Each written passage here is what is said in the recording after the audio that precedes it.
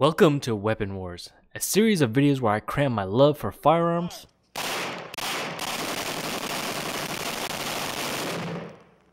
and video games Stop healing yourself.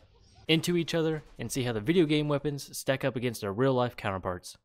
In episode 2, we're looking at one of Russia's most reliable weapons that has been used for decades and in conflicts across the globe. No, we're not talking about the AK-47, we are looking at the DP-28. I mean, geez, didn't you read the title? This little known weapon was pretty influential for its time, and it was featured in many video games, mostly World War II. So I wanted to check out the DP-28 in two games that I really enjoy, and they are so different from each other. The two games, of course, are Red Orchestra 2 and Rainbow Six Siege. Now before we talk about the DP-28 in these games, let's look at a little bit of the DP-28's history. Now after the harsh treaty of BREST-LITOVSK, the treaty that ended the Russian people's involvement in World War I, and the brutal Russian Civil War that followed it, the newly formed Red Army knew the value of a light machine gun, such as maybe the Lewis gun? But the Bolsheviks also knew the importance of developing a weapon that could be cheaply manufactured and could also be used by just about anyone. And on top of all that, they knew the right man to come up with such a weapon, Vasily Degtyaryov. He was Russia's go-to weapon engineer before Mikhail Kalashnikov was even born. Degtyaryov was so influential, he would become only the second person to win the Hero of Socialist Labor Award. And you may have heard the first person to win it. He goes by the name Joseph Stalin. The class of machine guns Vasily came up with would be referred to as DP guns, starting with the DP-26. The DP style of machine gun would be refined and remastered many times, would also eventually become the DPM and then the RP-46. And that's not even including the aviation and vehicle models and the really cool quad-mounted version. The DP platform of machine guns was so stable for the Russian army, it stayed in service until 1960 when it was finally replaced by Kalashnikov's machine gun, the PK machine gun. But even with this, because of the mass production and ease of use of the DP-28, you can still find it on modern battlefields today. Now that we got some of the background out of the way, let's go ahead and look at Rainbow Six Siege, a highly competitive first-person shooter released December 2015 by developer Ubisoft Montreal. Siege features many operators to choose from that feature operator-specific weapons and gadgets. And if you're familiar with your hot internet memes, you may have heard of our lord, the Lord Tachanka. An operator who so badly needed a buff, a goofy-looking shield is considered an improvement. Now the Lord Tachanka doesn't just have hot memes on his side. He has a really cool deployable gadget, the DP-28. And now you might be saying, Mitch, or bearded, or whatever you might call me. I mean, I am more than just a beard, guys. All the Tachanka promotional material calls his gadget an RP-46. Well, I can easily clear that up for you. The fine folks at Ubisoft Montreal got really close by calling it an RP-46, but the weapon they designed is not an RP-46. It is clearly a DP-28. The DP-28 was a reliable weapon that could be submerged in sand and removed and fired like nothing ever happened, but one evident drawback of the weapon was that because they placed the recoil spring underneath the barrel, it would cause the spring to overheat and eventually fail. So to fix this, starting with the DPM models after the DP-28, and throughout the rest of the weapon's life cycle, they moved the spring behind the bolt. This would mean that the barrel would not be overheating the spring, but also the spring would be protruding from where the weapon stock originally was. That means the weapon had to have a pistol grip added, so the weapon could move his hand from the stock to the pistol grip and not be hitting the spring. You can see the comparison of the DP-28 and the RP-46 here, and now look at Tachanka's gadget. It's most definitely a DP-28. Now that we know what the hell he's shooting, let's see how it stacks up. One of the great things about the DP-28 historically was it had great accuracy at range. The DP-28 was effective at a range of 800 meters or so, and that's basically the same as a modern day M16 Alpha 2. Rainbow's rendition is not really horrible, but I would say the recoil of this mounted machine gun is a little overdone. For what I'm sure was done for balancing purposes, firing the weapon while not aimed down the sight is atrocious, and the only way you're going to hit your target is if you get really lucky. Now looking down the sight on the other hand is not nearly as bad. With Rainbow Six's patch 5.2, the Tachanka buff, they removed some of the horizontal recoil and added a lot of vertical recoil, and I think it's a little bit overdone. But with that said, with machine guns, you do not fire them full auto. That causes a lot of issues. You can overheat the barrel and cause it to warp, and you can also cause the ammunition to heat up to the point where it starts to fire itself, and you have a runaway gun. And oh man, that would be a lot of fun, right? With all that said, I'm going to give it a score right down the middle of a meh, or something I can actually keep track of, a 3 out of 5. Now currently at the time of this episode going out, there are 14 operators available on both sides attacking and defending. Tachanka is a defending operator, but that means you can only use them half the time right out the gate. You're also on a team of 5 people, so on defense, you have a 1 in 5 chance of getting Tachanka. On top of that, Siege is a very tactical and strategy-based first-person shooter. It's not going to always make sense to pick Tachanka or to even use his gadget. Now in the real world, the DP-28 was no Kalashnikov with, millions and millions produced, but there was a lot of DP-28s produced, and there are still a lot of DP-28s out in circulation. So I find myself in a very familiar place with how I kind of felt about Verdun's MP18 and how they did the accessibility of that weapon, and I'm going to have to give Rainbow Six's DP-28 the same score of 2.5 out of 5 for accessibility.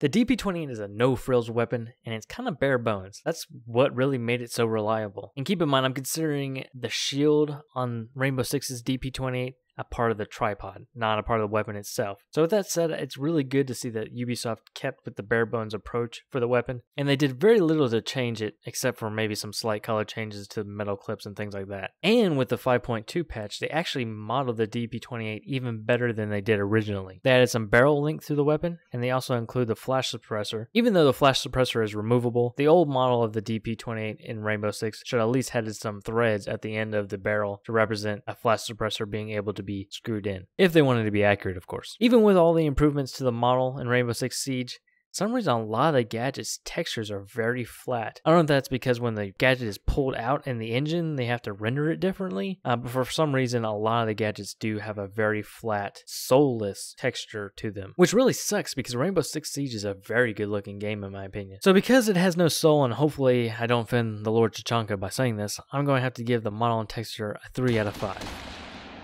Now the DP-28 fires a pretty beefy round, the 7.62 by 54. It's the same round fired by the Mazda Nagant. So because this round is such a beefier round, it should definitely have some punch to the sound. And I think Ubisoft Montreal did a great job making all their weapons sound caliber appropriate.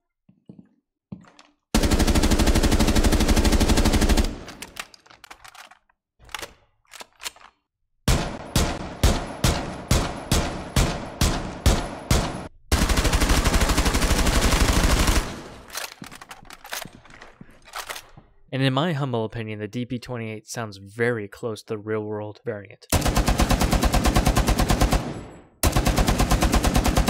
And since it is so close, I'm going to have to give it a 4.5 out of 5. But I am going to link in the description below to another YouTube video showing this weapon firing. So please go to the video in the description below and compare the sound for yourself, preferably after this video is finished. Now for historical accuracy, I can't say Rainbow Six's DP-28 is the worst historical rendition of a weapon I've ever seen, but it's definitely not the best. Rainbow Six Siege gets the weapon accuracy basically half right, and I normally award only a point or no points when it comes to the historical accuracy category, but because it is so close to being, they got it kind of right, but they also had to do something different for balancing, I'm going to give them a half point. Now as far as the weapon looks, it's very accurate to its real life counterpart, beside the whole not having a soul thing. And since so many of these weapons were made, I would not be surprised if out there somewhere there was a DP-28 that looked exactly like the one in Rainbow Six Siege, without the whole tripod and crazy shield thing now. So I'm going to have to give Rainbow Six Siege a 1 point for the model and texture as well. Now, as far as accessibility goes, unfortunately, due to balancing, everyone can't have a DP-28 in Rainbow Six Siege. Or maybe that's fortunately, I don't know, it depends on your opinion. Historically speaking, there were a lot of these weapons out there, and then with the Rainbow Six Siege, it's relatively rare to get your hands on Tachanka and to be able to use the DP-28 in action. So I can't really reward any points for the accessibility within the game. The sound, like I already said, it sounds almost spot on to my ears. I feel like you can hear the nice metallic chunk noise when you fire the weapon. And I mean, go listen to the sound for yourself after this video and tell me if I'm just hearing things. Please do. But for right now, I'm going to give it also a point for the sound. Now for the miscellaneous category within historic accuracy, one of you fine people out there from the community brought up a really good point in mentioning look at the weapon mechanics. And that is a key component to every weapon is, does it fire the way it's supposed to fire? And unfortunately, I can't say Ubisoft Montreal got the DP-28 right. Not only did they call it by the wrong nomenclature, they got the firing mechanics wrong. Like most machine guns, the DP-28 fires from an open bolt position. That means when the weapon is ready to be fired, the bolt is open, and when the trigger is pulled, the bolt slams forward along with the firing pin, igniting the round. Ubisoft has the DP-28 in-game operating as a closed bolt weapon, which the DP-28 is definitely not. If you try to fire this weapon in real life, you would not get any result. So with that said, I'm not going to be able to reward any additional points to Rainbow Six Siege's DP-28.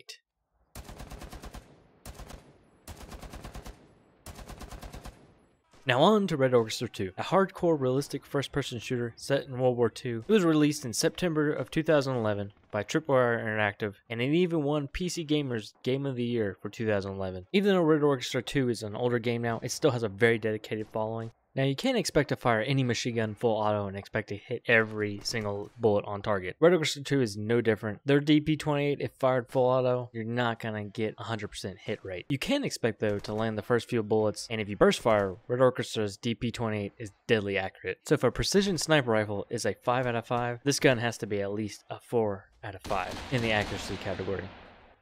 And because this weapon is so accurate, you must balance the weapon in a video game. Red Orchestra is a hardcore first-person shooter set in World War II, but it is still a game, so there has to be some competitive balance to it. So even though the DP-28 was a really cheap and easy weapon to make, you can basically only get one DP-28 per squad within Red Orchestra. So I'm going to give it an average score of 3 out of 5. Now, as far as the model and texture go, this is a 5-year-old game, but man, the weapon models do look really good. They aren't going to have dirt or water buildup like Battlefield 1 does, but the Unreal Engine 3 still makes the DP-28 look like a real weapon of war. And being a 2011 game, the textures are going to be a little bit old and dull looking, but because of the accuracy of the model and the weathering effects they put on the textures, I would definitely have to say it's still an above average attempt at the model and texture. So I'm going to have to give it a 3.5 out of 5. Now, personally, I absolutely love hardcore first-person shooters, especially set in World War II, World War I time frame. But the one thing I wish they could get right, and it seems like they never do, is the sound. People really underestimate how important good sound is, and unfortunately, Red Orchestra 2 is kind of in the same boat. It doesn't really have that great of sound. Now, there is a difference between the weapon sounds, but to me, they kind of all sound very dull. And firing a firearm is anything but dull. Now, all these weapon sounds I'm going to be playing for you are of the same caliber, so I guess they should be around the same frequency, but I just don't like dull sounds.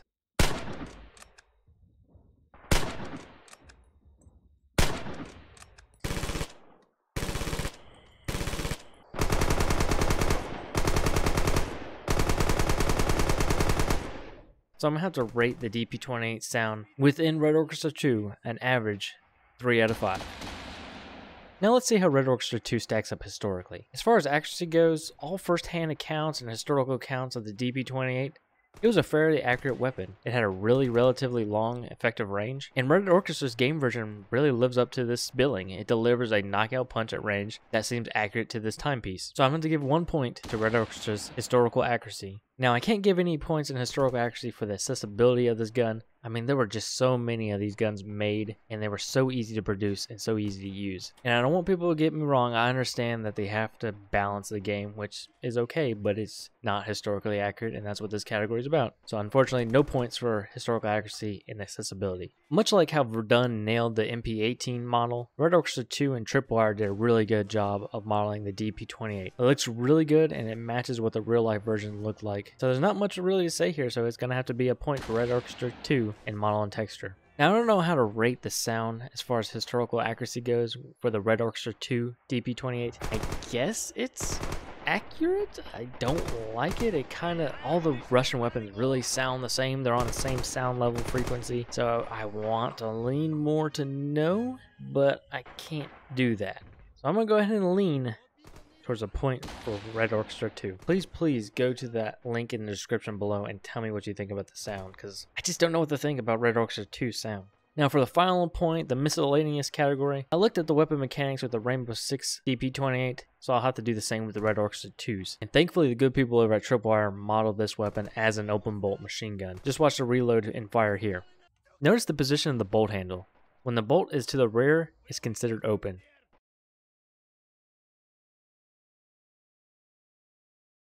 So since they got this point right, I'm going to have to give them an additional point.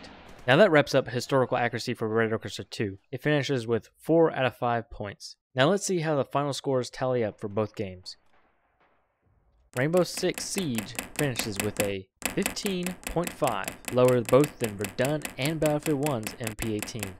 And Red Orchestra 2 finishes with 17.5, higher than both Verdun and Battlefield 1's MP18. So Red Orchestra 2 didn't do anything too amazing with the DP-28, but they did everything fairly well. And that's why it wins this episode's Weapon Wars. I really hope you enjoyed today's episode, and please let me know what you think in the comments below. Also be sure to subscribe and then vote in today's poll attached to this video to determine what weapon will be featured in episode 3 of Weapon Wars. Thanks again for watching, and until next time, have a great one.